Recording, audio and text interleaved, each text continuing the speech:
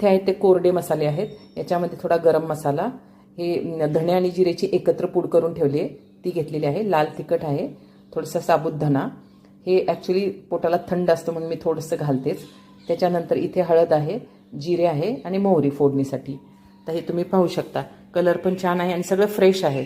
Actually fresh कणीससुद्धा आहे. जे मका जे आहे ते सुद्धा फ्रेशच घ्यायची. आता आपण रेसिपीकडे जाऊया. थोडासा गूळ पण टाकायचा चवीपुरता, नंतर मीठ आणि गूळ. तीही तडतडली की आपण धणे टाकून घेऊ. आता तुम्ही इथे पहा, हे थोडंसं हे टोमॅटो सॉफ्ट झाला की मी हळद घालून देते.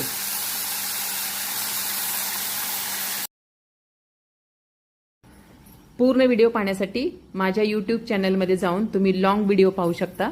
जर तुम्हाला माझ्या रेसिपी आवडत असतील तर तुम्ही लाईक, शेअर आणि सबस्क्राईब करा. थँक्यू.